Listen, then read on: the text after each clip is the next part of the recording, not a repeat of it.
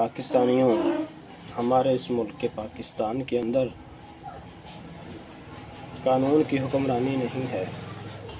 یہاں پر جس کی لاٹھی اس کی بھینس کا قانون رائج ہے۔ یہاں پر جو طاقتور ہوتا ہے وہ اپنی مرضی کرتا ہے، اپنی منمانی کرتا ہے۔ وہ کمزور کو، غریب کو، ماڑے بندے کو دبا دے، اس کو مار دے، تشدد کر دے، ظلم و ستم کر دے، اپنی مرضی کے فیصلے اس پر ٹھونس دیتا ہے۔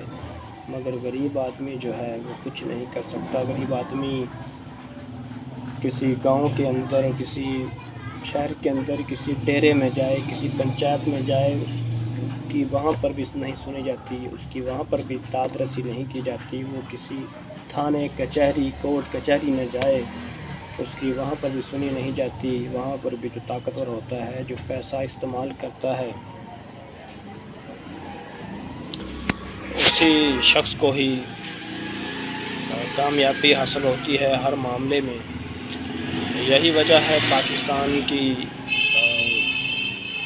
جو آج کل حالات بنے ہوئے ہیں۔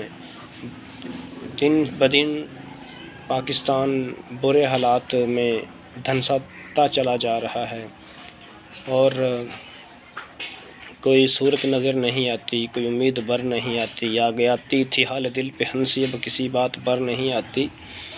یہی وجہ ہے کہ یہاں پر انصاف نہیں ہے۔ اسی وجہ سے یہ ملک مشکلات میں گھرا ہوا ہے۔ اور دوسری بات یہ بھی ہے کہ یہاں پر جو نظام چل رہا ہے، ہمارا ملک ایک اسلامی ملک ہے، اسلامی جمہوریہ Pakistan, the Islamic republic of Pakistan. یہ ملک قائد اعظم رحمۃ اللہ علیہ نے حاصل کیا تھا یہاں پر اسلام کو نافذ کرنے کے لیے، کہ مسلمان اسلامی اصولوں پر عمل کرتے ہوئے اپنی زندگی آزادی کے ساتھ گزار سکیں۔